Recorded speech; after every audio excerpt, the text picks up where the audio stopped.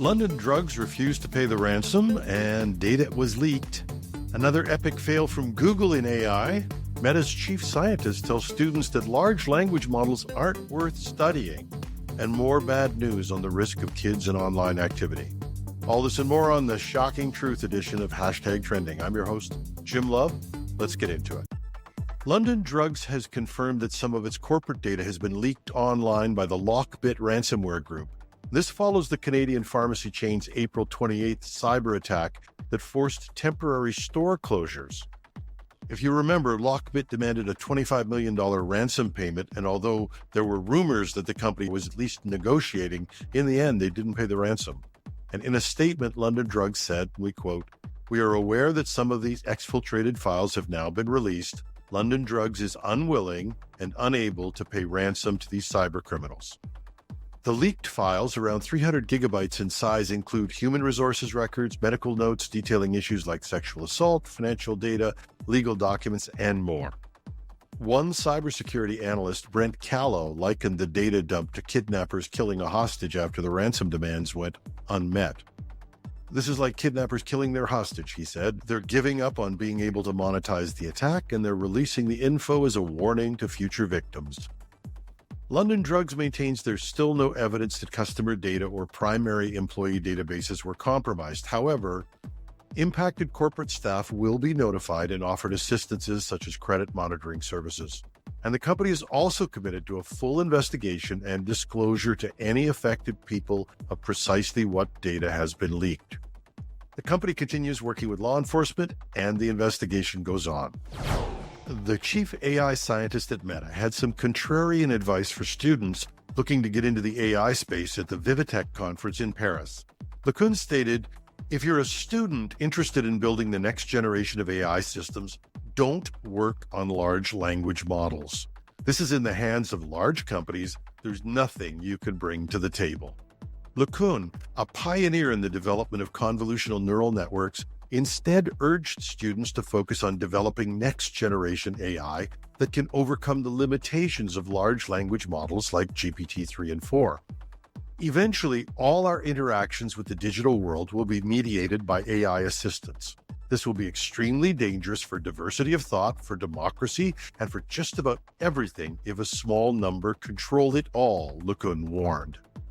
His comments come as the AI community is divided on the future trajectory, whether to continue scaling up transformer-based language models or explore new architectures entirely.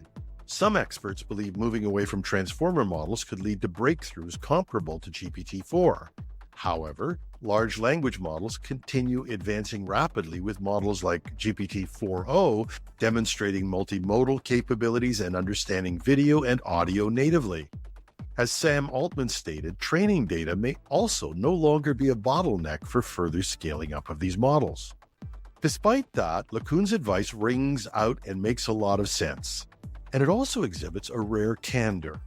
The large companies may very well have a virtual monopoly on these models, and that should not only serve as a warning to students looking forward to future avenues, it should be a warning to us all.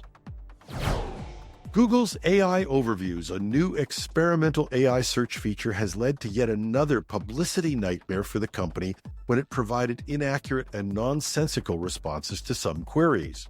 The AI-powered tool was supposed to summarize and provide insights from search results, and it's told users things like using non-toxic glue to help cheese stick to pizza, and that geologists recommend eating a rock per day will ensure that you get your supply of necessary minerals. These glitches have been widely mocked on social media, no surprise.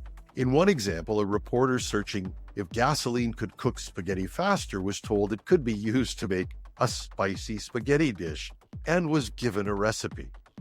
These answers, by the way, come from largely satirical sites like The Onion or old posts in sites like Reddit. A Google spokesperson acknowledged that these were isolated examples and aren't representative of most people's experiences, stating the vast majority of AI overviews provide high-quality information. However, the company said it has taken action where violations occurred to refine its systems. The struggles highlight the challenges of deploying AI search capabilities that need to handle any query accurately. As Pedro Domingos, a professor of computer science, stated, "We don't know how many searches it got right because they're less funny to share on social media. But AI search clearly needs to be able to handle anything thrown at it." It's easy to collect some errors and amplify them. I get that. And no doubt, like earlier AI failures, there's a small army of people trying to get nonsensical or humorous answers to a question.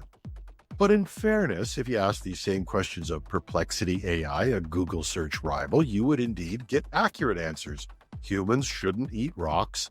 You leave your cheese out at room temperature if you have problems with it not sticking to the pizza. The ability to distinguish between satire or humor and factual posts should have been something that Google's design team should have at least considered. And the problem is not that Google has failures. It just always seems to fail on simple things that should be easily caught. And I'm not sure they've had a major launch without an epic backlash. Part of this might be how they set themselves up. We're Google, here's our big deal.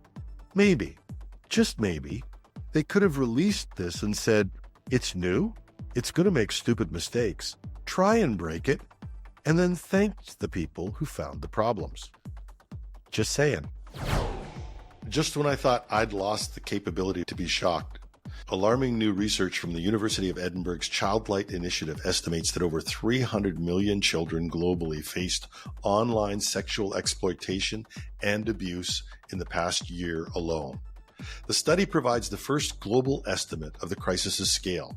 Researchers found that 1 in 8 children, or 12.6%, were victims of non-consensual sexual images, videos, and abusive online interactions like grooming. Paul Stanfield, Childlight's CEO, painted a grim picture, stating, "This is on a staggering scale that in the UK alone equates to forming a line of male offenders that could stretch all the way from Glasgow to London, or filling Wembley Stadium 20 times over." The research highlighted the prevalence of offenders who admitted they would abuse children if assured secrecy.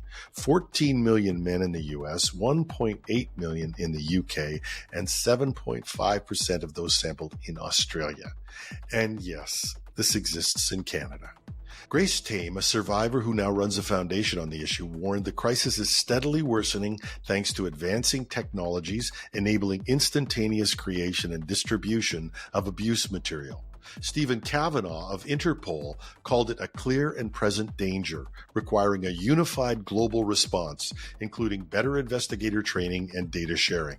Scottish Minister Natalie Dawn stated, "Keeping children and young people safe from sexual abuse and exploitation is of the utmost importance. These are global problems which require global solutions."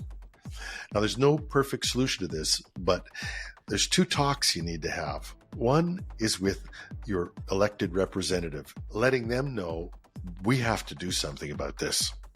And the second, of course, is with your kids, to tell them there's nothing that can happen to them that they can't tell you, and that all you'll do is help and understand them. Will it always work? I don't know. And that's our show for today. We love your comments. Reach me at editorial@technewsday.ca. Show notes are at technewsday.ca or .com. Take your pick. I'm your host, Jim Love. Have a terrific Tuesday.